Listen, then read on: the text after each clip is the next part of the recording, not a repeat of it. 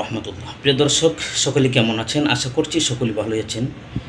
জল্পনা কল্পনার পরে সারা বিশ্বের মধ্যে সমালোচনার ঝড় উঠছে।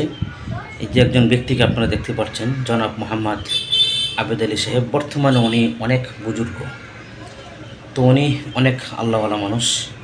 উনি নিজের মুখ দিয়ে স্বীকার করেছেন উনি নাকি অনেক আল্লাহওয়ালা মানুষ। প্রিয় দর্শক, এটি বলার উদ্দেশ্য হচ্ছে একটাই, উনি প্রশ্ন পাশ করে কোটি কোটি টাকা উনি আত্মসাৎ করেছেন।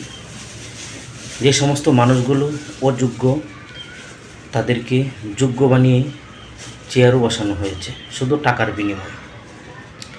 তো উনি একজন ছিলেন আবেদ আলী সাহেব, উনি একজন গাড়ির ড্রাইভার ছিলেন। তো উনি গাড়ির ড্রাইভার থাকা অবস্থায় হয়তো উনি ছিলেন একজন পিএইচের জায়গা অবস্থায় উনি এভাবেই প্রশ্ন পাশ করে, বিসিএসের প্রশ্ন পাশ করে মানুষদেরকে, অযোগ্য মানুষগুলোকে চেয়ারও বসানোর সুযোগ করে দিয়েছে। তো এই জন্যই আজকে আমরা দেখতে পাচ্ছি সারা বাংলাদেশে আজকে যোগ্য মানুষ যারা, তারা রাস্তাঘাটে ঘুরছে, আর অযোগ্য মানুষগুলো চেয়ারে বসে বসে বড় বড় কথা বলে, দেশ নিয়ে কথা বলে, যে সমস্ত কথা এই বাঙালি মানুষ চিন্তা ভাবনা করতে পারে না।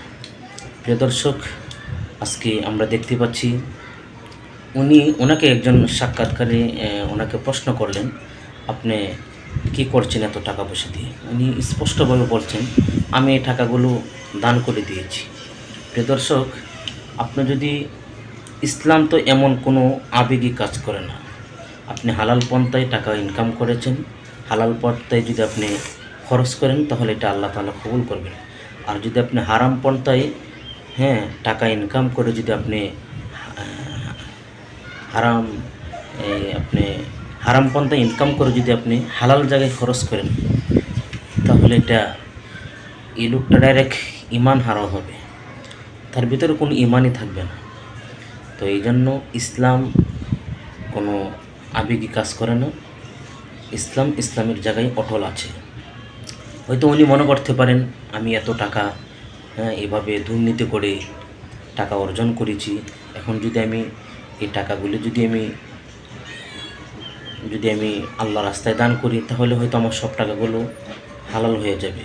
উনি হয়তো এটি ভাবছেন, কিন্তু না, এটা অসম্ভবের কাজ। তো প্রিয় দর্শক, এই বিষয়টা আপনার মতে কী বলে অবশ্যই কমেন্টস বক্সে জানিয়ে দিবেন। আর এই চ্যানেল নতুন হয়ে থাকলে অবশ্যই চ্যানেলটি সাবস্ক্রাইব করে দিয়ে পাশে থাকা বেল বাটনটি বাজিয়ে দেবেন। সকলে ভালো থাকবেন। আসসালামু আলাইকুম ওয়া রাহমাতুল্লাহ।